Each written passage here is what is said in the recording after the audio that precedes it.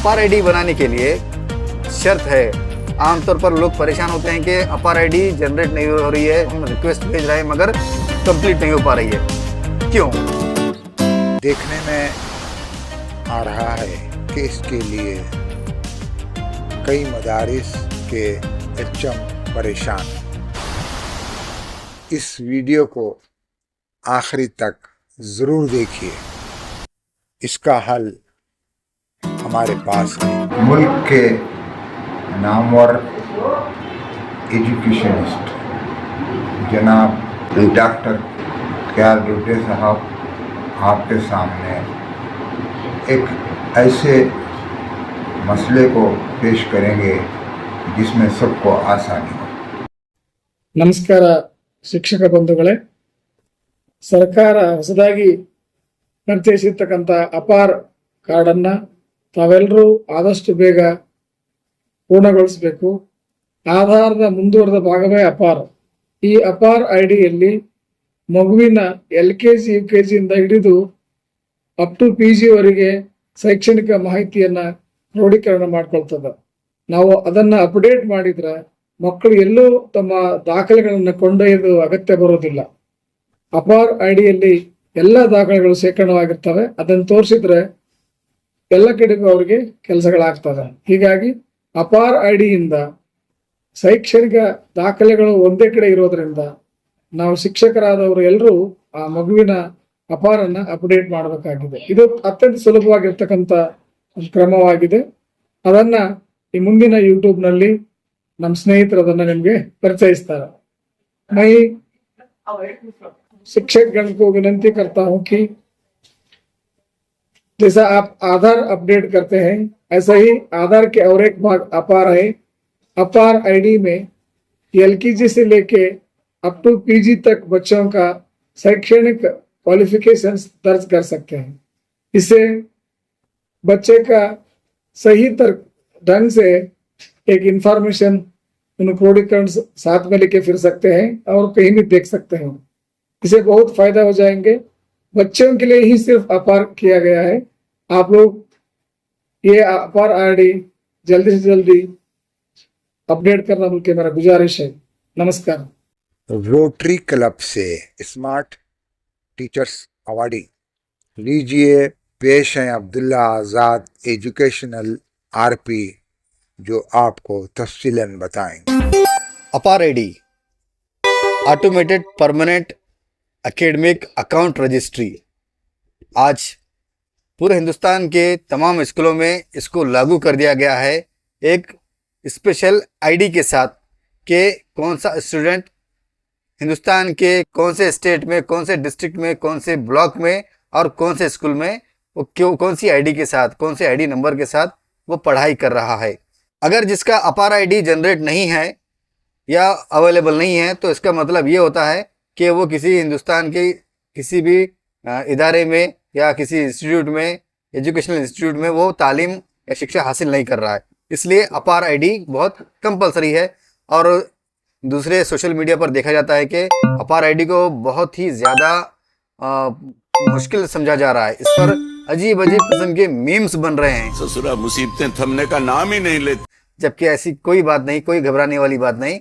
हम अब इस चैनल पर आपको साफ कर देंगे कि ये बिल्कुल आसान है। बस इसके लिए नीचे जो डिस्क्रिप्शन दिख रहा है, इस डिस्क्रिप्शन में एक फाइल का लिंक भेजा जा रहा है। उस लिंक को आप क्लिक करेंगे तो एक PDF फाइल मिलेगी। उस PDF फाइल में स्टूडेंट का पोर्टफोलियो जो कि अपडेटेड तैयार किया गया है, वो पोर्टफोलियो अगर हम तैयार कर लेंगे तो ना सिर्फ अपार आईडी बल्कि अपने रेस्पेक्टिवली जो स्टेट है उस स्टेट में जो भी आईडी चल रही है उसके लिए डाटा आप कलेक्ट कर सकते हैं। पेन नंबर के लिए जो डाटा आपको एंट्री करना है हर साल के लिए, उसके लिए भी आप इस पोर्टफोलियो में आप कॉलम्स देख सकते हैं। और इसके अलावा अपार आईडी के लिए जो चीज़ें पूछी जा रही हैं वो भी आप आसानी के साथ अपार आईडी के लिए वो चीज़ें हासिल करके अपार आईडी जनरेट कर सकते हैं।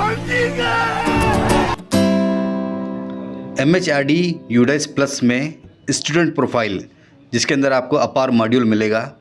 उस अपार मॉड्यूल में अपार जनरेट करने के लिए शर्त है के पहले स्टूडेंट प्रोफाइल से जीपी, ईपी और एफपी कंप्लीट करना होगा। इसके बाद ही अपार जनरेट होगा। इस लिहाज से ज़रूरी है कि स्टूडेंट का पोर्टफोलियो तैयार कर लें। आइए जानते हैं पोर्टफोलियो क्या होता है। इसका एक फ़ायदा ये है कि एक तो ऑनलाइन और दूसरा ऑफलाइन। ज़रूरी नहीं, अगर कभी नेटवर्क का प्रॉब्लम है तो आपको स्टूडेंट का कोई प्रोफाइल के इंफॉर्मेशन देखने के लिए वक्त लगेगा। कभी डाटा प्रॉब्लम हो देगा, कभी नेटवर्क साथ नहीं देगा। ऐसा इस झमेले से बचने के लिए ये हमने एक जो डॉक्यूमेंट तैयार किया है, जो देख रहे हैं आप स्क्रीन पर, इसके ज़रिए से आप फ़ौरन फाइल ओपन करेंगे और जो भी डाटा कोई अगर पूछ ले, चाहे वो पेन नंबर के लिए हो या आपके स्टेट आईडी के लिए, अपार आईडी के लिए, फ़ौरन आप हार्ड कॉपी देख सकते हैं और अपने रिसोर्स पर्सन, अपने ऑफिसर को भी ये इसका स्टूडेंट का इंफॉर्मेशन दे सकते हैं।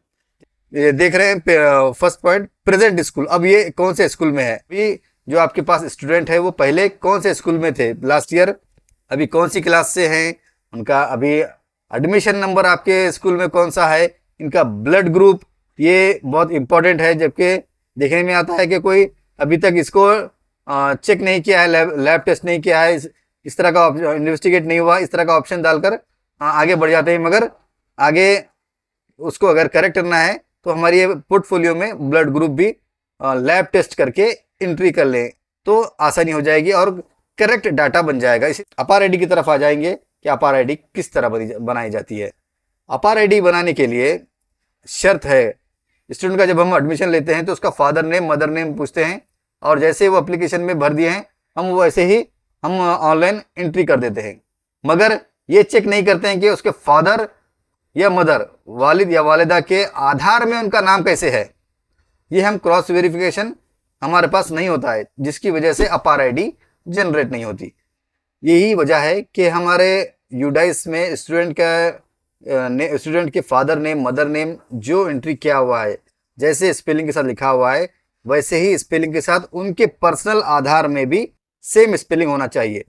फादर के अगर स्पेलिंग से वो स्टूडेंट के प्रोफाइल में जैसे फादर नेम स्पेलिंग के साथ मैच हो रहा है तो फादर नेम, फादर का आधार नंबर और फादर का नेम एज पर आधार एंट्री करेंगे तो आईडी जनरेट हो जाएगी। अगर फादर का जनरेट नहीं हो रहा है तो मदर, माता जी का नेम मैच हो रहा है तो माता जी का आधार नंबर और नेम एज पर आधार वो एंट्री कर देंगे तो अपार आईडी बन जाएगी। अगर दोनों से भी नहीं हो रहा है तो जो लीगल गार्डियन अगर आप कहीं स्टूडेंट के प्रोफाइल में, स्टूडेंट के यूडाइस भी अगर दिए हुए हैं तो उनकी आधार नंबर और नेम एज पर आधार डाल देंगे तो अपार आईडी डेफिनेटली बन जाएगी और इसमें हमको कहीं परेशानी नहीं होगी।